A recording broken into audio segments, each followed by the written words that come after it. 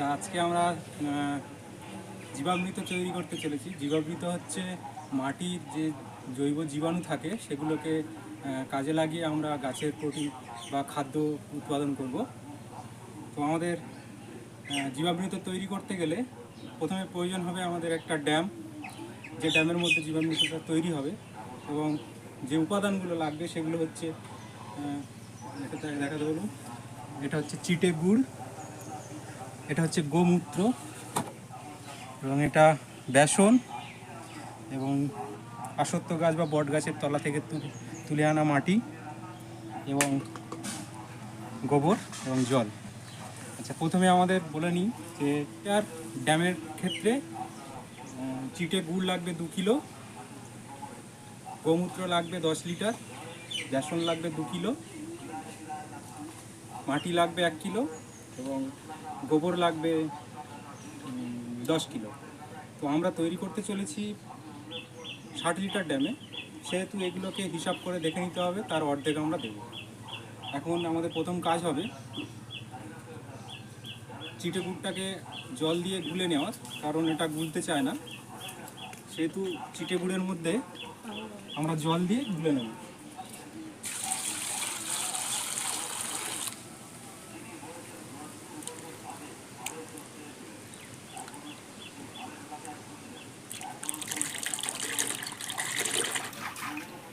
চিটে গুড়টাকে ভালো করে গুলে নেওয়ার পর আমরা এই ড্যামের মধ্যে ঢেলে দেবো। এর পরবর্তী কাজ হবে, বেসনটা আমরা ডাইরেক্ট ওতে দিতে পারি, কিন্তু বেসনটা যেহেতু শুকনো জিনিস গুলতে চাইবে না, সেহেতু আমরা কি করব, বেসনটাকে আগে হালকা করে জল দিয়ে গুলে নেব।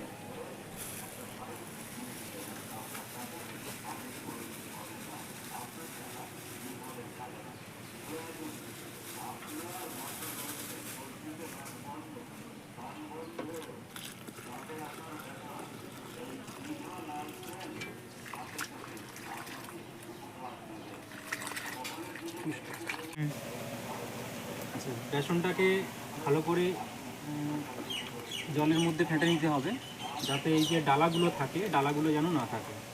এই ডালাগুলো পরবর্তীকালে ড্যামের মধ্যে দিলে গুলতে চাইবে না। তো আমাদের ভালো করে গোলা হয়ে গেছে, বেসন গোলা জলটাকে আমরা ড্যামের মধ্যে ফেলে দেবো।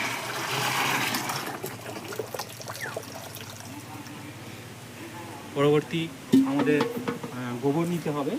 গোবরটাকে আমরা একইভাবে ভালোভাবে ফেটে নেব জল দিয়ে।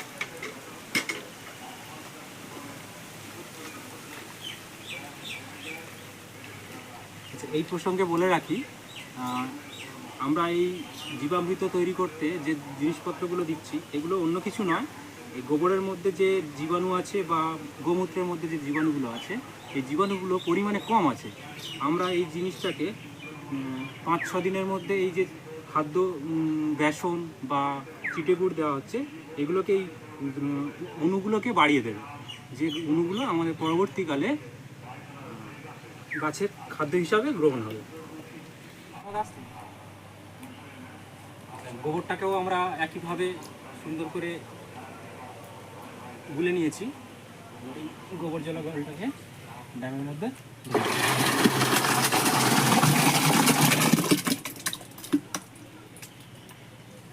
পরবর্তী ইনগ্রিডিয়েন্টস আমাদের মাটি। মাটিটাকেও সেই একই প্রসেসে আমরা গুলে নেব।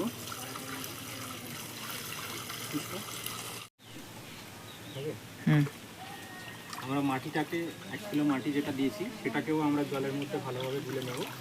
এবং খেয়াল করতে হবে ডালাগুলো যেন যতটা কম রাখা যায়। এই যে ডালাগুলো জলে দিলে জলে পরবর্তীকালে গুলতে চাইবে না। তো আমাদের মাটি গোলা জলটাকেও আমরা একইভাবে ড্যামের মধ্যে দিয়ে দেব।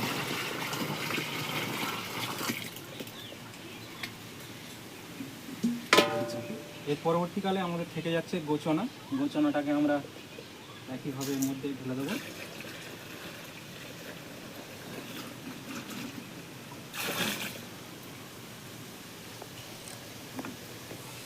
এবার এই যে মিশ্রণটি তৈরি হয়েছে, এই মিশ্রণের মধ্যে আমরা ড্যামের পরিমাণ মতো, যেহেতু আমরা 50 লিটারের ড্যাম নিয়েছি, 50 লিটারের মধ্যে বাকি যে পুকুরে থেকে গিয়েছে ওর মধ্যে আমরা জল ঢেলে দেবো। তো এই বাঁশের লাঠি দিয়ে ঘড়ির কাঁটার দিকে 5 বার পাক দেব।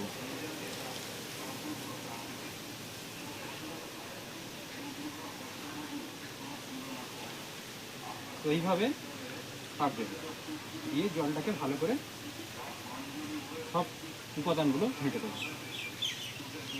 জীবামৃত এটাকে আমরা ঢাকা দিয়ে রাখবো। এই অবস্থায় প্রতিদিন দিনে 2 বার একইভাবে খুলে ঘড়ির কাঁটার দিকে 5 বার পাক দেবো, দিয়ে এইভাবে রেখে দেবো।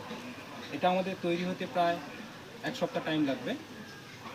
1 সপ্তাহ পর এটাকে আমরা যে কোনো গাছে ব্যবহার করতে পারি। যদি এটা স্প্রে করে ব্যবহার করব, তাহলে 1 লিটার জীবামৃত 10 লিটার জলে মিশিয়ে গাছে স্প্রে করব। এবং যদি গাছের গোড়াতে আমরা দিতে ব্যবহার করি, তাহলে 1 লিটার জলে 2 লিটার জলে 1 লিটার জীবামৃত দিয়ে গাছের মধ্যে মগ দিয়ে যেভাবে আমরা জল সেচ দিই সেইভাবে ব্যবহার করতে পারি। এবং এটাকে যদি আমরা ধান ক্ষেত বা কোনো মাঠে ব্যবহার করতে চাই, তাহলে জলের যে সেচ দেওয়া হয় সেই জলের সেচের মুখে এই জীবামৃত ফোঁটা ফোঁটা করে ফেলে মাঠের সমস্ত জায়গা পৌঁছে দিতে পারি।